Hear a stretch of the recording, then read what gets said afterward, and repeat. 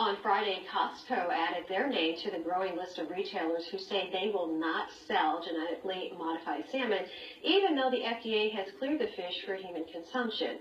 With me now is Dr. McCaffrey, here to discuss what critics are calling Frankenfish. Good morning, Doctor. Good morning. How are you? I'm good. What is genetically modified salmon, or Frankenfish, as the critics are calling it? You know, it's an interesting thing. Genetic modification of food has kind of taken over the food industry in the last 15 to 20 years.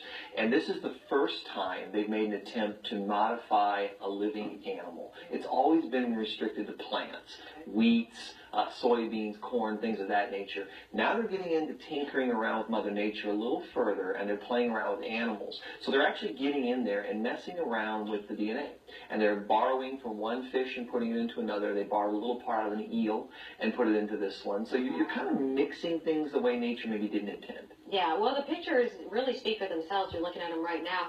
Why do this? Is it because salmon are, in high demand, they're small, as opposed to larger animals? It's a population thing more than anything. As your population grows globally, you're running out of resources for everybody. We have more people now than we ever have. And in order to feed everyone, you have to kind of tinker with things.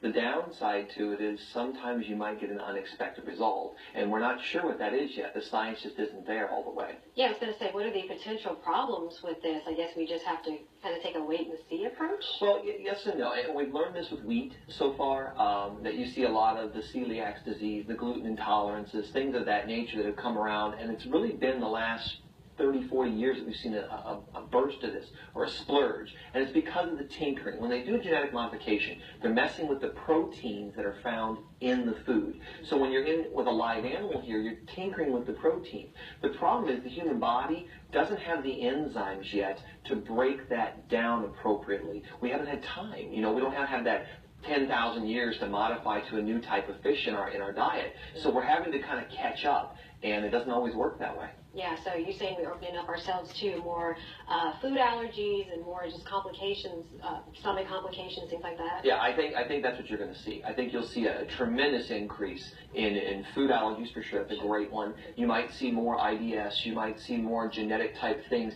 And when you start changing nature a little bit, you run the risk of nature fighting back.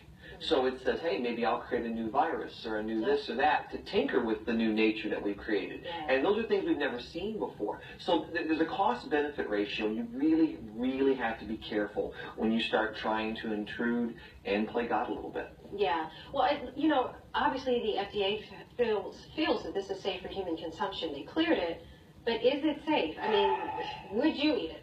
Would I personally eat it? No, never. Yeah.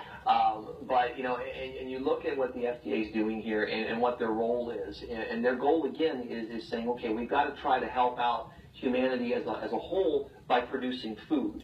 But sometimes in our quest for technology, in our leap for technology, we kind of overrun ourselves a little bit. And you've got to be careful, and you have to be smart. You have to make educated decisions. Again, it's that idea of, do we have enough food for everybody? Is there going to be enough? Is this a good idea? And the big concern is, what if it gets away? What if this type of an animal that they've bred gets into the wild population? We see it all the time. We can't control labs in this country with anthrax. How are we ever going to control a fish? If it gets away and it's larger and more aggressive and it eats more, it will actually knock out the other species that are out there. And so now we've created a whole new conundrum that maybe we didn't expect. Yeah, scary on a lot of levels. I would agree. Yeah, Dr. McCaffrey, thanks so much for being here. We always appreciate Thank your you. insight. Well.